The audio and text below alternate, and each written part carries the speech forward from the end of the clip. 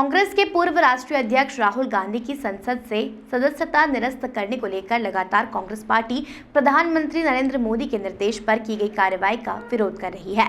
जहां प्रदेश भर में संकल्प सत्याग्रह कर कांग्रेस पार्टी राहुल गांधी की सदस्यता रद्द करने का विरोध जता रही है, तो वहीं आज कांग्रेस की राष्ट्रीय प्रवक्ता सुजाता पाल ने प्रेस वार्ता में जानकारी साझा की है। सुजाता पाल ने बताया कि किस तरह राहुल गांधी को निशाना बनाया गया है, क्योंकि उन्होंने मोदी जी से अडानी के बारे में पूछा। भारतीय राष्ट्रीय कांग्रेस लोकतंत्र को बचाने के लिए सब कुछ करेगी। मुख्य बिंदुओं पर चर्चा करते हुए उन्होंने कहा कि 7 फरवरी 2023 को राहुल गांधी ने संसद में अपने भाषण में अडानी पर सीधे सवाल पूछे थे। क्या अडानी की कंपनियों में 1,20,000 करोड़ या बिलियन डॉलर है? अडानी इस पैसे को खुद कमा क्यों बिजनेस में है? यह पैसा कहां से आया? किसका काला धन है ये? और यह सब कंपनियां किसकी है? ये कंपनियां डिफेंस फील्ड में काम कर रही हैं।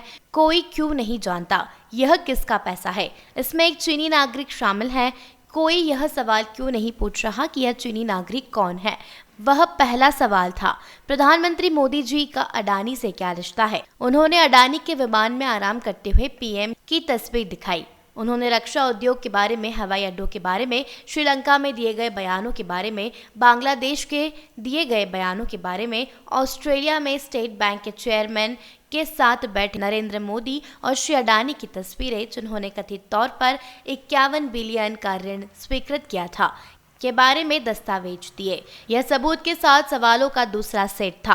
अडानी के घोटाले पर संसद में श्री राहुल गांधी के भाषण के ठीक 9 दिन बाद उनके खिलाफ मानहानि का मामला फिर से शुरू हो गया।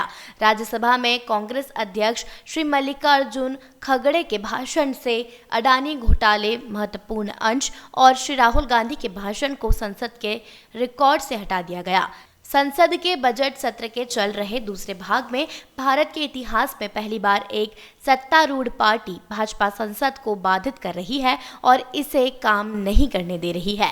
यह अडानी को बचाने के लिए हो रहा है। देखिए, राहुल गांधी जी हम सबकी आन बान और शान है और आज आपने देखा है कि जैसे ही उनको पत्र मिला, उन्होंने पत्र लिखकर क्या कहा? उन्होंने कहा कि इस जगह पर रहने का जो मुझे अधिकार दिया, मेरे लोगों ने दिया।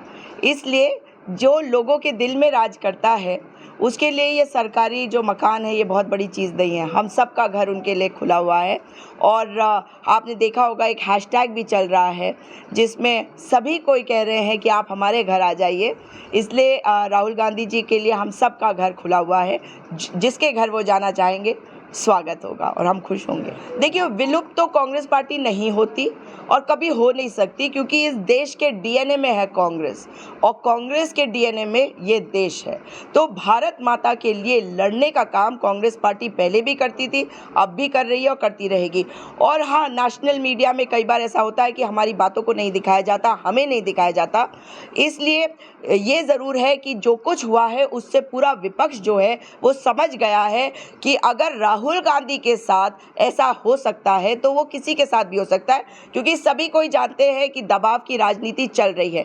तो 2024 की एक तैयारी वो एक अलग विषय है, वो तो है ही, लेकिन जनता के मुद्दे, देश की बात, देश को बचाने की बात, देश के लोकतंत्र को बचाने की, उसे संजो के रखने की बात वो कांग्रेस पार्टी कर रही है आज। वो सबसे महत्वपूर्ण है। ये देश रहेगा, इस देश का लोकतंत्र रहेगा, तभी तो चुनाव होंगे या चुनाव के बाद कोई सरकार बनेगी। लोकतंत्र ही नहीं रहेगा तो कौन सी सरकार और कैसी सरकार होगी।